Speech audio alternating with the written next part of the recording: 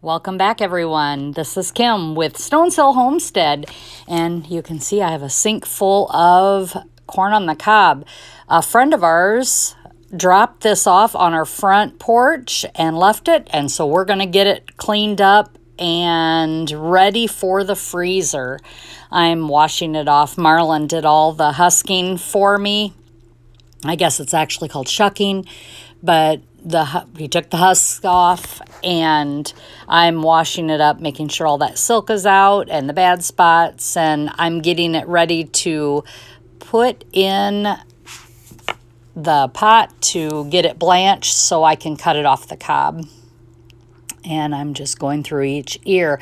They're beautiful ears of corn. They taste fabulous, and so we were quite blessed to get this lovely bunch of corn from them, and we really appreciate it. I do not grow corn in my garden. For one, I don't have the real estate in my garden area for what I would need to actually put up. This little cob here, it was on the end of one of the ears, so we had just this tiny little cob I thought was very cute. So here I am filling up my pot with all the corn, and all 24 ears fit in there. I packed them in standing upright, and I'm just filling up the stainless steel pot. I do add a little bit of salt to this water. I just want to make sure it's blanched and it's cooked, and we're going to eat this also for supper tonight.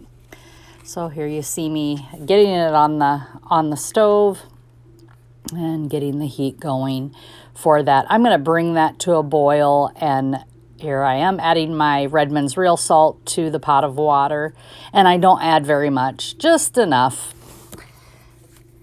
And I'm going to put the lid on it and let that cook away. So here I've brought it up to a boil, and I'm cooking my corn, and we will be eating this up. It's all finished now, and now I'm going to start taking it off of the cob. There is no easy way to do this. I'm sure you all have better ways and easier ways, and I would love to know about tools to take corn off the cob. But since I don't do a lot of corn on the cob, I just don't have a reason to buy any special tools, but I'm always happy to have one on hand for this once a year small session. Now, my husband's family, we get together down in Mississippi, and we have helped them do their corn. And I'm going to try and link some of those pictures here at the end of this video so you can see their process. The last year we were down there, we did near 40 bushel of corn, and it is a sight to behold. I'm just going to let you know. It was absolutely wonderful. And they have the process where the guys all go pick the corn in the field in the morning. They bring it back. Then we all shuck the corn together, and each one of us has a job that we do for this process. And I cannot cut very much because of my hands. I've had arthritis in my hands, and I'm not able to hold a knife and this cob for that long. So small batches is what I always work in. But for 40 bushel, there was no way I could cut corn. So I did one of the other jobs they had, which was husking the corn, running it through the silker. The guys have this boiling water bath to blanch it, and then ice baths to cool it down, run it through the silker, and from there, it goes to the cutting table. And at the cutting table, everybody just pitches in and they start cutting it off. Then it goes, from there, it goes into the cart where we will put it in bags or freezer boxes for the freezer. And it is a long day of about 6 hours for 40 bushel. But when we all work together, 6 hours isn't that much for doing what they did. And like I said, I will try and attach those pictures at the end so you can see those pictures. I didn't take any video of that because it was a couple years ago. It was actually 2020, the last time we went down to Mississippi to help them. And here's a piece of corn that I think is delicious looking.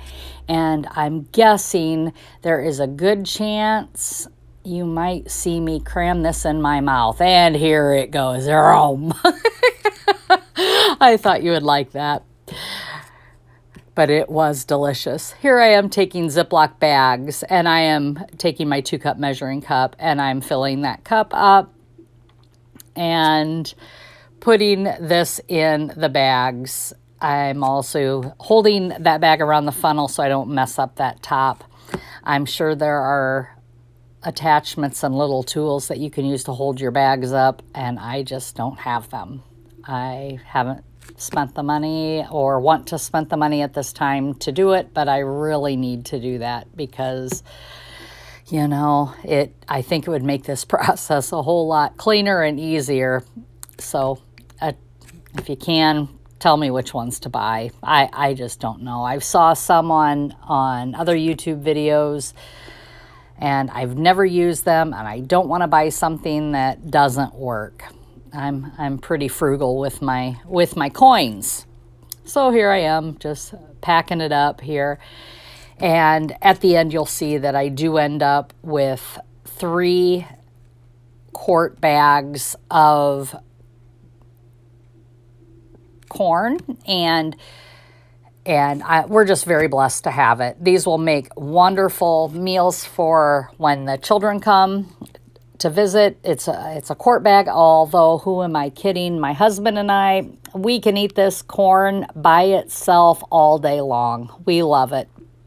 It's just a great,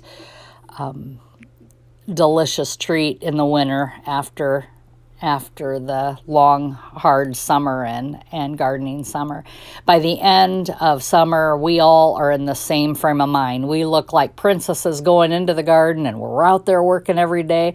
By the end of the summer, we've had it, and we look like, just disheveled. That's all I can say. We're just disheveled. But we're always so blessed to have the final product on the shelves, on the pantry shelves for the winter. And not only is it always for just us, you know, we can help people with that. We have a blessing box at a church local here in our town, and it can help. Now, I couldn't put these things in there that are in freezer, of course, but I can do canned items. I can go to the store, spend a few dollars, and go put pantry stable items in that box, and then people can just drive by and pick up what they want, which we do. We try to help out as much as we can, you know, putting diapers in there or laundry soap. Those are things that people need too, but that blessing box is a blessing to others. It's a blessing to us to be able to help. So if you have one in your area, try and help people out and see if you can find one or set one up yourself and get it started at your church or in your neighborhood, and just, you know, help where you can to bless somebody else. So I'm finishing up this last batch. Now you see that corn milk in the bottom of that bowl. I ain't wasting that. It is gonna get poured into the bag. I want to make sure I clean every little bit out. I'm like that. I clean it all out. I don't want to waste one little kernel of this golden deliciousness. So you see me scraping down the bowl, and I am going to now pour it in that bag because I'm not wasting it. It is absolutely delicious. And you see me scraping it in here.